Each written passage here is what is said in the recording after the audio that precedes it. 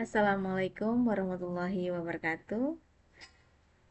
Salam sejahtera buat kita semua. Pada video kali ini saya akan menyampaikan sedikit tentang uji Wilcoxon dalam data SPSS. Nah, sebelumnya kita harus mengetahui terlebih dahulu pengertian dari uji Wilcoxon adalah uji statistik non-parametrik yang digunakan untuk membandingkan dua sampel berpasangan guna mengetahui apakah terdapat perbedaan yang signifikan antara dua kondisi pengukuran pada subjek yang sama. Uji ini merupakan alternatif dari uji Pear sample t-test ketika data tidak berdistribusi normal atau berbentuk ordinal. Maka sebelumnya kita harus menguji normalitas data terlebih dahulu. Apabila datanya tidak berdistribusi normal, maka kita harus menggunakan uji Wilcoxon. Adapun kriteria uji Wilcoxon, ketika kita ingin mengambil keputusan, kita harus menggunakan taraf signifikan umum alfa sama dengan 0,05. Jika nilai signifikannya itu kurang dari 0,05, maka terdapat perbedaan yang signifikan antara kedua data dan H0 ditolak. Dan apabila jika nilai signifikannya itu lebih dari 0,05, maka tidak terdapat perbedaan yang signifikan dan H0 diterima. Adapun langkah-langkahnya di sini kita menggunakan 3 langkah, yaitu langkah pertama kita input data yang itu kita input ke dalam SPSS, kemudian kita akan analisis data ini menggunakan menu SPSS Analyze, kemudian kita input variabelnya, kemudian membaca output ini kita akan menyesuaikan dengan kriteria keputusan. Nah, sebelum kita menginterpretasi, maka kita akan melanjutkan juga data Wilcoxon ini ke dalam data uji N-gen untuk mengetahui nilai persentase atau efektivitasnya pada nilai N-gennya. Pada video sebelumnya saya sudah menjelaskan bagaimana cara menguji atau menganalisis menggunakan data Pear sample t-test atau Wilcoxon itu menggunakan uji atau rumus N-gen. Nah, di sini saya sudah ada data Wilcoxon, uji Wilcoxon yang tidak berdistribusi normal, yaitu tentang peningkatan hasil belajar bahasa Indonesia melalui media pembelajaran berbasis ChatGPT. Saya mengetahui apakah ada peningkatan atau tidak dengan melalui nilai pretest dan posttest. Di sini ada 25 siswa atau responden yang akan saya uji melalui nilai pretest dan posttestnya. Kemudian yang pertama kita copy, kemudian kita salin pada data view-nya, pastekan. Nah, pada bagian variabel view, bagian name-nya itu kita tulis pre, kita ketik pre, kemudian yang baris kedua kita ketik post. Desimalnya kita jadikan 0,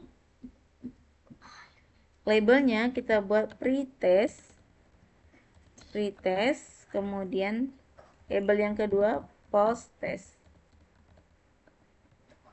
Oke, sudah. Kita lihat di data view. Nah, ini sudah ada datanya pre dan post. Kemudian kita akan melanjutkan ke langkah berikutnya, yaitu kita akan melanjutkan analisisnya menggunakan uji Wilcoxon. Setelah data kita input, kita menggunakan uji Wilcoxon yaitu analyze. Kemudian kita cari non-parametric test. Karena ini adalah data non-parametrik, maka kita klik bagian non-parametric test, kemudian legacy dialogs, kemudian to related sample, kemudian pada variabel yang pertama kita klik pretest, kemudian variabel kedua kita klik posttest.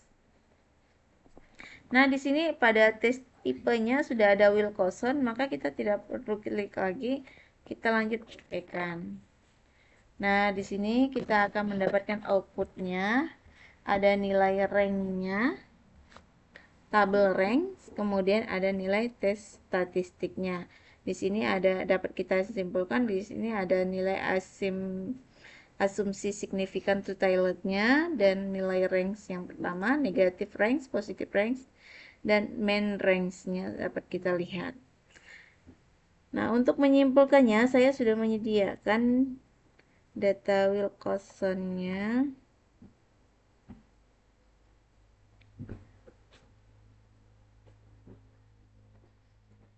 Nah, yang pertama kita lihat rank-nya. Di sini rank-nya. Nah, ada 25 totalnya. Kemudian main range-nya itu positive rank-nya itu 13,00, kemudian negative rank-nya 0,00.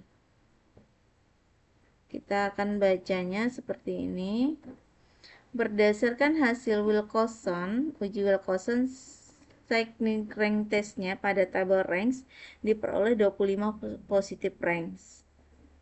Kemudian 0 negative ranks dan 0 tes. Hal ini menunjukkan bahwa seluruh siswa mengalami peningkatan nilai dari pretest ke posttest tanpa adanya penurunan maupun nilai yang tetap. Dengan demikian, dapat disimpulkan bahwa pembelajaran yang menggunakan media ChatGPT meningkatkan hasil belajar siswa dan menunjukkan efektivitas yang kuat dalam proses pembelajaran. Kemudian kita akan lanjutkan membaca tes statistiknya, outputnya itu. Nah, di sini sudah ada outputnya, post-test dan pre-test. Kita akan baca. Berdasarkan hasil uji Wilcoxon Cycling Rank Test-nya diperoleh nilai asumsinya signifikan totality-nya itu 0,000 kurang dari 0,05 dan nilai Z-nya itu sama dengan minus 4,409 sehingga H0 ditolak dan H1 diterima. Hal ini menunjukkan terdapat peningkatan hasil belajar bahasa Indonesia yang signifikan setelah penggunaan media pembelajaran berbasis ChatGPT pada siswa SMK. Dengan demikian, media pembelajaran berbasis ChatGPT terbukti efektif untuk meningkatkan hasil belajar siswa. Nah, kita akan melanjutkan untuk menghitung nilai N-gain score-nya dan N-gain persennya itu, nilai N-nya, dengan cara sama yang seperti video sebelumnya sudah saya jelaskan. Cara uji N-gain transform. Kemudian kita buktikan terlebih dahulu kompor variabel. Nah, bagian target kita klik post test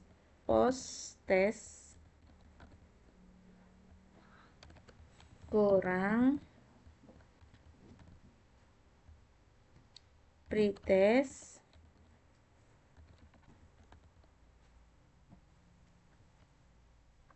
bagian numeriknya itu kita klik post test kurang nilai pretest. Oke. Nah, di sini sudah, ketika sudah execute berarti datanya sudah masuk ke dalam data view. Nah, di sini post test kurang pretest. Kemudian kita lanjut lagi untuk memasukkan data skor idealnya transform. Kemudian kita klik convert variabel. Kemudian di sini kita ketik skor ideal.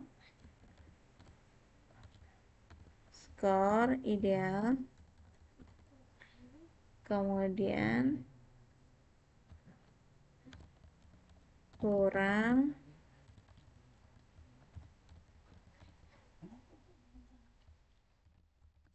pretest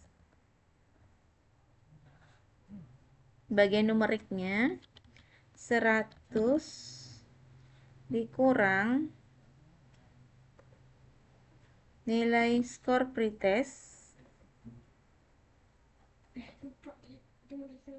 Oke.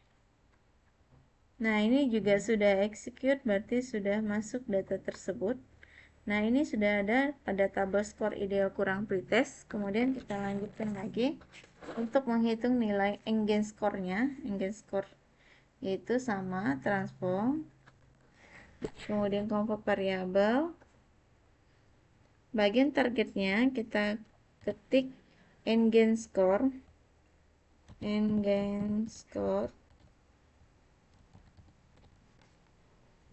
Kemudian bagian numeriknya itu cara menghitungnya yaitu klik postes kurang yang sudah kita buat tadi variabelnya, kemudian dibagi, salah kali ini,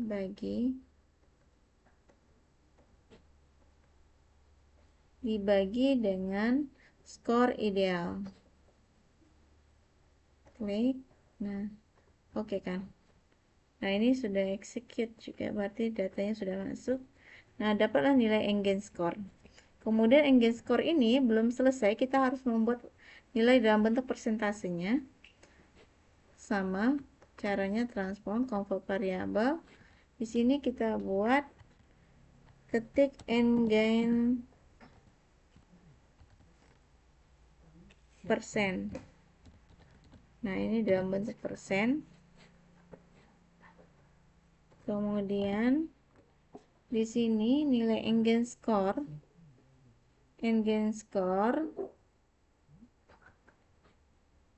dikali 100.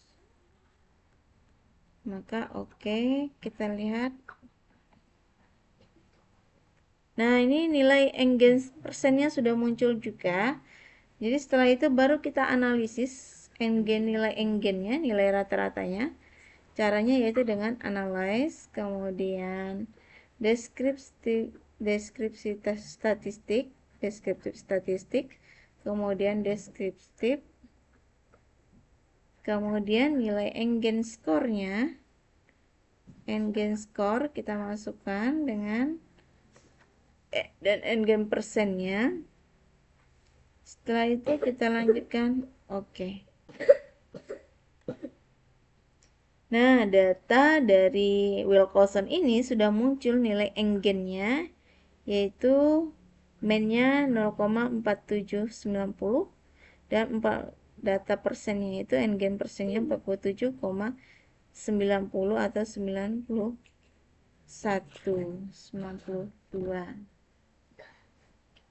Dapat kita baca nilai eigen score-nya yaitu nah, ini berdasarkan hasil nilai analisis eigen score diperoleh nilai rata-rata 0,4790 atau 47,90% dari 25 siswa dengan rentang nilai antara 0,32 hingga 0,73. Merujuk pada kriteria 0,30 kurang dari G kurang dari 0,70. Nilai tersebut termasuk dalam kategori sedang. Nah, nilai ini adalah kategori sedang. Kemudian berdasarkan tafsiran efektivitas eigennya, persennya itu 40% sampai 55%. Peningkatan tersebut berada pada tingkat cukup efektif. Dengan demikian, sesuai dengan judul penelitian, peningkatan hasil belajar bahasa Indonesia melalui penggunaan media pembelajaran berbasis ChatGPT pada siswa SMK, penggunaan media tersebut terbukti cukup efektif dan meningkatkan hasil belajar siswa bahasa Indonesia siswa SMK, ditunjukkan oleh peningkatan kemampuan belajar yang berada pada kategori sedang secara kuantitatif dan bermakna secara pedagogis. Nah, ini untuk uji Wilcoxon dan eigennya sudah dapat kita simpulkan. Sekian dari video saya kali ini. Untuk berikutnya kita akan lanjut ke video pada uji-uji yang selanjutnya yang masih ada. Untuk kali ini saya akhiri. Wassalamualaikum warahmatullahi wabarakatuh. Terima kasih.